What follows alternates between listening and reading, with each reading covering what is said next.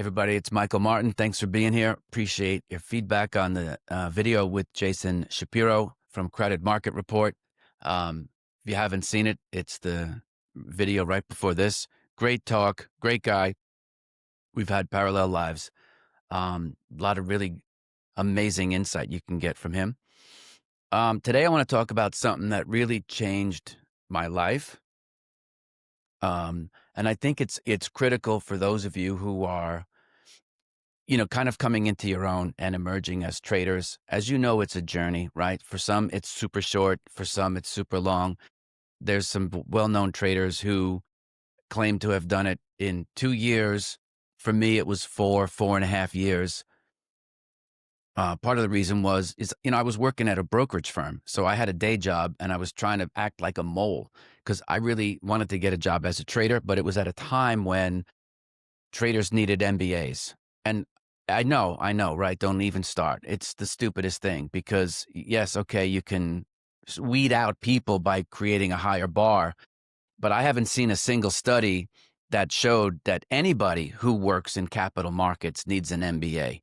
I like the idea of education, but I haven't been able to delineate talent or otherwise. Maybe it's relationships, I guess, but I just haven't been able to trace the having an MBA and being a good moneymaker to create alpha.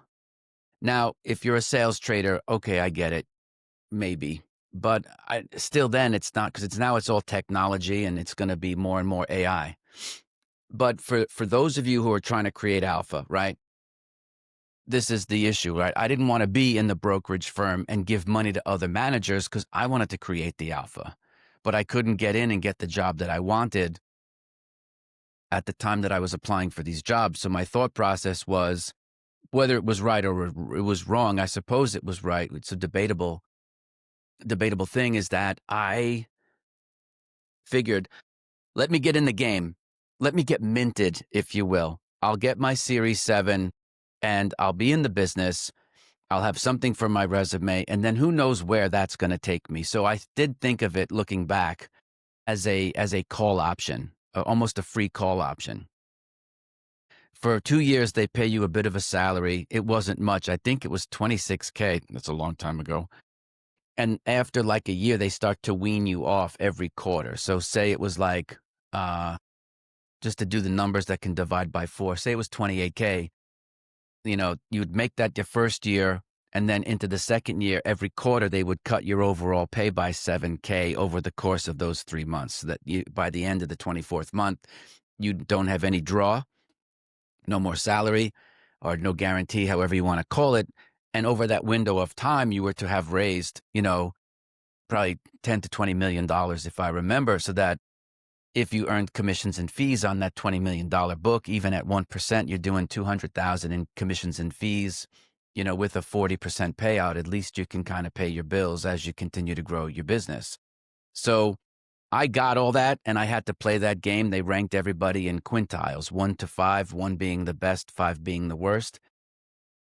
And the 3 things that you were graded on were the number of new accounts that you opened, separate households, right? Because you could sign up somebody like a husband and wife team and have, 4 or 5 accounts. So they really did it by separate household.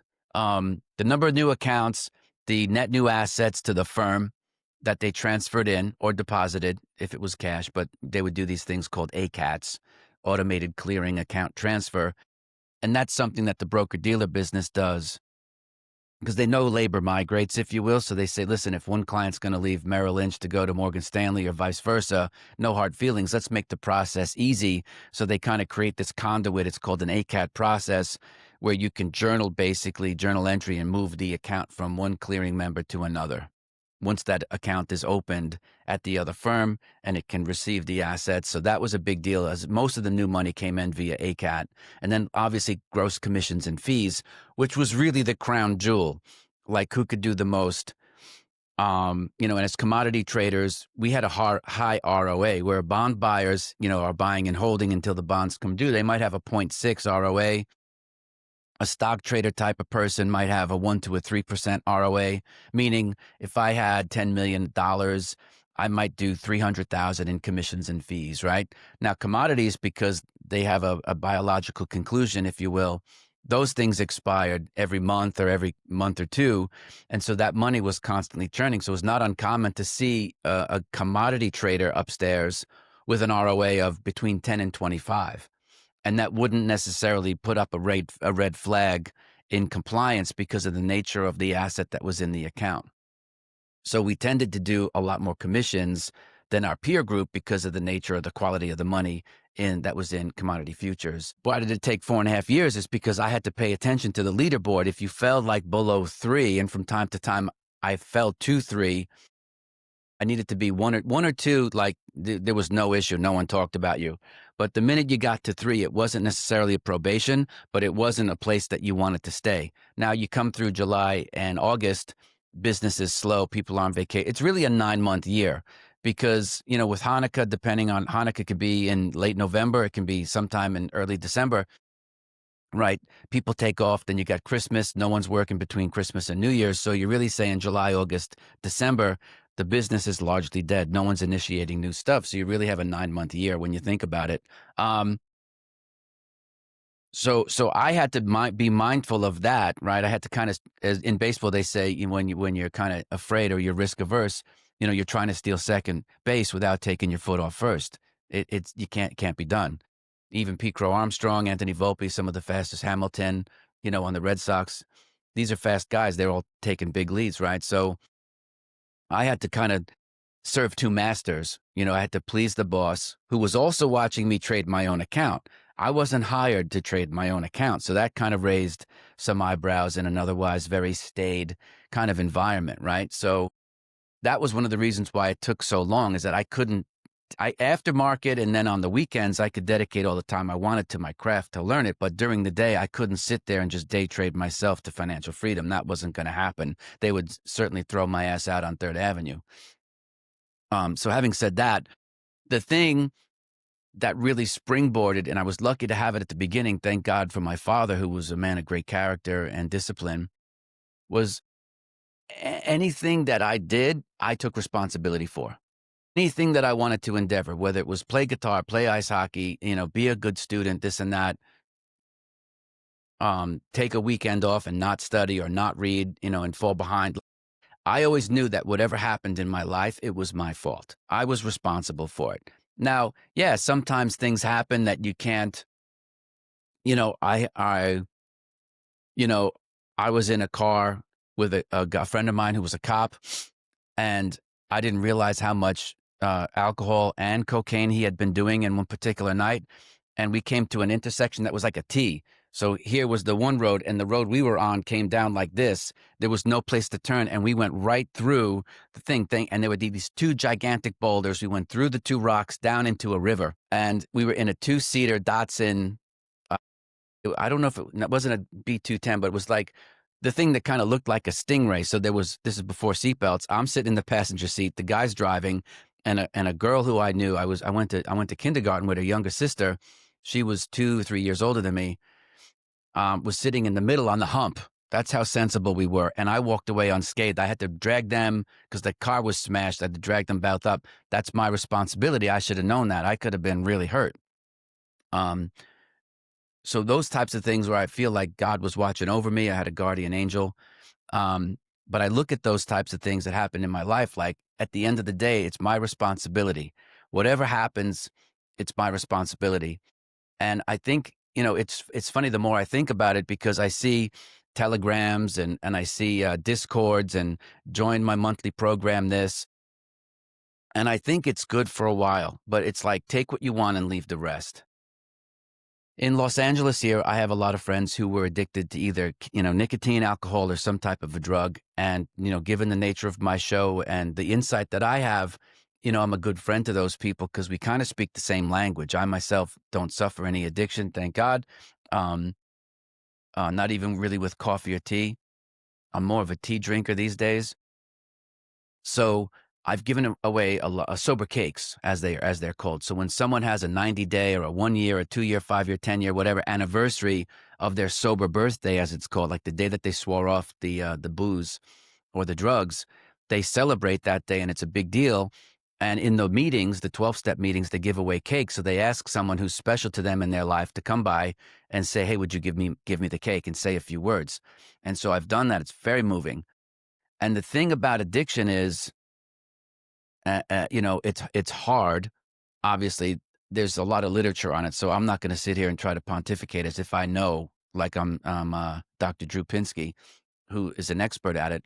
Um, who I met at LAX once, just walking through trying to catch our plane. Good guy, Drew Pinsky. He used to have a show out here on K Rock with Adam Carolla. I think it was called Loveline.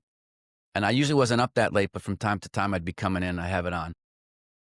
And the thing that resonated with the folks who had become sober is that the minute they took responsibility for their own behavior is when the addiction started to lift. It wasn't someone else's fault. It wasn't their dad's verbal abuse. It wasn't getting sexually abused by somebody. That's all horrible stuff. But it was the minute that they said, "Hey, I am powerless over alcohol or drugs, but it's my responsibility to behave differently going forward." So I was thinking about this the other day because I recently did give away a sober cake the past 2 weeks, and thinking about that really unlocked my trading in that I wasn't relying on other people for trading ideas. I wasn't looking for validation after I was in the trade because that stuff didn't exist anyway. So going back to the argument, like, well, is it harder or worse than when you started? I think there are more distractions now because more information is available and it can largely come to you for free. The channels that I had available to me were like, I had a friend who worked at, Solomon Brothers and friends who worked at Goldman Sachs at like their commodity arm was called J. Aaron. Solomon Brothers commodity arm was famously known as, Philip Brothers or Fibro. And so we would swap our firm's research. I'd get an extra stack of the Smith Barney stuff and I'd bring it to them. They'd bring me copies of theirs. And it was kind of like that was how you shared PDFs, if you will, because it was all written. There was no internet. We had an intranet where they could do a firm wide or a branch wide, message system. We saw our executions. We saw our commission runs. That was all online on an intranet, Unix based system which looked like MS-DOS. It looked as bad as it sounds. But if you're in the process of coming through the summer, there's a couple of things that are moving, obviously, a couple of things that got killed. Copper got smashed, but if you're looking at cattle, you're looking at the breakout in coffee, you're looking at the move on Ether, ETHA. If you looked at some of the short squeezes like on B. Riley, there's another one on EOS Energy. Right. So they're out there. They might be a little harder to find, but if you didn't find them, that's your responsibility. If you did find them and didn't put trades on because you overthought things or were nervous or scared, you can take those feelings into your tribe meeting as an entry point, as a friend of mine would say. And if you did put the trade on and lose money, it's your responsibility. If you did put the trade on and make money, and not adjust your protective stops and you lost, that's your responsibility. So when you think about it, like I always just say I'm working with intention, and my intention is to always do the right thing, always to do the hard thing, right? There's a video I did like doing the hard thing. It's on the channel. You could look it up. Because getting knocked out of winning trades is aggravating, but you can always get back in at higher prices, right? Because lower prices, of course, we talked about this before, doesn't mean better value. So the minute I think you can take responsibility for your behavior and say good, bad, or indifferent, I own it. Everything that I do, I have to own. Now, in jiu-jitsu, we say there is no losing, right? There's winning and there's learning. So I take that mindset into what I do and also to how I teach and when I work with clients, because they tend to be super hard on themselves. Yet you'd be surprised. A lot of times it's not like they're not willing to do the work. It's that, they're like, yeah, I dropped the ball on that one. Yeah, I dropped the ball. And over the course of 6 months, because some of these folks retain me across every month for years now. I'm like, listen, I'm your friend at this point. But I have to speak. If I have integrity with myself, I have to speak with you in a direct manner from time to time. So don't take this the way it sounds, because I know I'm a New Yorker and I kind of sound this way. But you've been saying, yeah, I've dropped the ball. How do you win by saying that all the time? Like you let yourself off the hook. You fuck it up, and then you're like, yeah, I dropped the ball on. Like, don't you get tired of hearing yourself saying that? Because I get embarrassed hearing it so many times, right? And I speak to people this way because you have to have candor. Of course, I have the resolution, I have the ways to fix it, because just calling someone's girlfriend ugly doesn't really get you anywhere. So you have to have the remedy. But normally there's some kind of feeling like, right now it's Friday before, you see this. It's probably Monday for you, or at least um, the 25th, I suppose. But right now it's Friday the 22nd, and the market's about to close in 5 minutes. And I guarantee you, as soon as the closing bell happens, there are going to be people jumping out of the offices and heading to East Hampton, the Jersey Shore, Cape Cod, whatever it is. And when I was a kid, I wanted to do all that stuff too, but I didn't, because of how badly I wanted to get out of the blue collar despair that I had come from. And I needed to get the work done some way. I knew damn well going down to Spring Lake, right, which is where I spent a lot of time in the summer, at Rod's, or at Parker House, or, I don't know if it's still there. I'll think of it in a play. I think they raised it. It was next door to the Essex and Sussex. But we used to go out to the beer garden and listen to music. Everyone would stand around the pool, socializing. Our parents would be there, so it was like a homecoming in many ways. I knew damn well, and I wasn't a big drinker, that I wasn't going to get the work done. We'd go to Old Mill Inn for dinner, have a whiskey, come home. Guess what? Go to sleep. Wake up Saturday. Everyone's meeting for brunch, then going to the beach. How am I supposed to do my charts? And so I knew that. I knew that ahead of time, and I knew that was the easy way out, right? Um, so I was like, the Warren Hotel. The Warren Hotel was a big watering hole. I think they raised it, but I haven't been back there since the mid '90s. But those are my three. It was Rod's was in Seagirt. The Parker House was one, or Parker House, if you speak English. I say Parker House. And then there was the Warren Hotel. And those three joints were hopping. It was a bunch of Irish guy traders, all at Spring Lake. It was just south of Belmar, which was a fun city in and of itself. And so I was like, okay, well, I'm going to take the late train. I might miss Friday night, but in missing Friday night, I'm going to have the ability to do stuff, say, Saturday and Sunday. Now, there wasn't mobile technology, so once you left the office, you left all the technology behind. What could you do? I could read The Economist. I can get Barron's on Saturday morning at the newspaper stand, but I would print out charts after chart after chart after the closing bell, say from 4 to 6. Sometimes I'd be there several hours printing out my charts. So I'd have a stack of charts that I could take, and you'd be surprised. Like, you could only really print, maybe 5 to 10 per hour. It wasn't like, because it wasn't set up the way we have it now, where you could go screen grab something or just hit print and it goes to your printer and it's done. It was clumsy. It was clumsy on how it was done. There were several steps that you had to do to get it to be print ready. And then you'd have to hit a button on your keyboard that said print screen. I'm telling you, it was 1830s. It was the Industrial Revolution for computers. But so the point is like, it doesn't make me a hero, but I always tried to do the responsible thing, because I knew ultimately if I missed a trade, it was my responsibility. And I didn't like that feeling. I didn't fall to pieces about missing trades, but I said, okay, if I'm going to do this like a pro, I have to behave like a pro, because I didn't know at that time that I'd eventually have to leave and start my own company. But that's the way it worked out for me. I tried to apply from within the firm. They weren't hiring. I looked at proprietary trading. I tried applying to all these other companies. I asked friends. And so I said, okay, like George Bernard Shaw said, if you are looking for circumstances that you can align yourself with, and you can't find the ones that you need, then you got to create them yourself. And so that's what I did. I started my CTA in New York City, and I did that, and I moved it out. That's the one that I moved to California with. So going back to like doing the hard thing, you do the hard thing because it's your responsibility if you're serious about your craft. Now, just like stocks, with RSI and relative strength, and ADX perhaps for like commodities, you can measure your own sense of relative strength of how bad you want it. I knew what I was going to fall back on if I failed, because I knew in my heart of hearts, I was in effect using the position. Yeah, I made the money. So I did everything they asked me when I was there. I got licensed. They give me an office, to work out of. They sponsored me for my tests. But I was a little bit of a tough dog to keep on the porch because I was not interested in their agenda.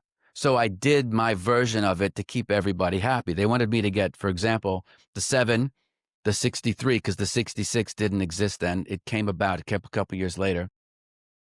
The 7, the 63, the 65, again, because I was going to allocate money to other managers and then collect a fee. I'm like, I'm not giving money to somebody else to run. I'm running the goddamn money. Pardon my language. Health and life insurance, because then married with the 7, I could do variable annuities or variable universal life insurance, which is an important tool in estate planning and dealing with rich people. And then at the very end, if you had certain clients, the Series 3, to be an associated person, because Smith Barney was a futures commission merchant. So what did I do? I did the 7, the blue sky, the 63. Then I got my Series 3 because I knew that's what I wanted to do, was to trade. Then I was like, okay, I'll do health and life. I'm never going to use a Series 65, but I did do the health and life because I could study the stuff on the train. It wasn't exactly challenging exam. It's an important exam, obviously, and insurance is an important tool. I'm not making light of it. I just knew that that wasn't the role I was going to play. Now, why did they have us? You're probably asking, why did they have us do all these licenses? And it was because inside a brokerage firm, they don't want you to become an expert. Your job is to get in. The ethos is your job is to get in front of money that's in motion. Client sells the business. They're going to come into a boatload of cash. Here's your portfolio. Client has assets. They could be asset rich, cash poor. They could do this and that. Well, you got to talk about estate planning. You could talk about long-term care.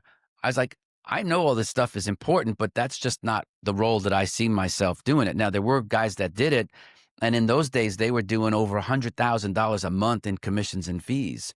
And they were the great Jack, I think there were they were about, I want to say 65, 70 advisors, and I think 5 of them were women. There were some registered assistants. One in particular who did very, very well and is now the president of a huge company with like $300 billion. It's such a great story. Great, great person. But that was not how I saw myself. They said, your job is to get in front of money and in motion. And I said, some money. Depends on the quality of the money. So I focused on the folks who wanted to trade because that was an overlapping of how I wanted to learn my craft as well. At the beginning, I did a better job of making other people money because I didn't have the emotional connection, right? I also didn't have it to lose. Like I said, I had 5K, approximately 13,000 in today's dollars to start with, and the commissions were between 1% and 2% round turn just to get the transactions done. So you can imagine my mindset. I'm working to generate commissions and fees by doing good trades for my clients and make them money. Then of my commissions and fees, I'd have to pump in between 250 and $500 into my account because I wanted to at least cover the transactions costs. I knew I had to take small losses. That was for sure.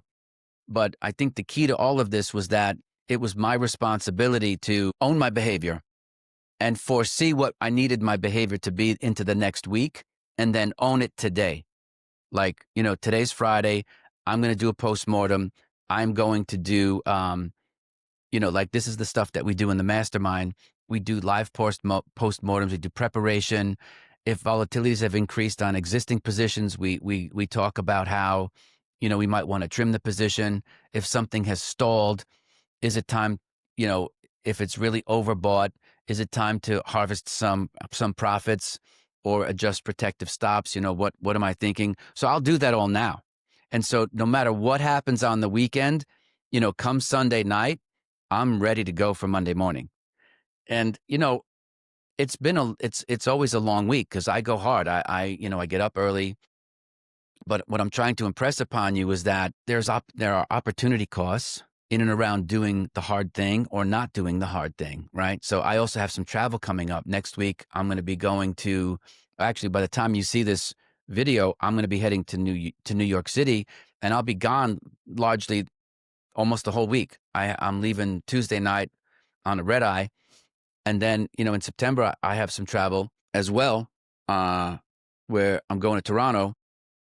And so I have to plan in advance for so many things and take into account that if anything happens, it's my responsibility to make sure that I anticipate any potential thing that could happen in my life and in my trading, and even for, some of my students and clients, what their needs are and how can I make sure that we have coverage. And I think that'll be that could be a huge key for you in the moment that you accept responsibility for all your trading behavior is when you kind of set yourself free, because you can only really rely on yourself. Yes, you might have to play the game.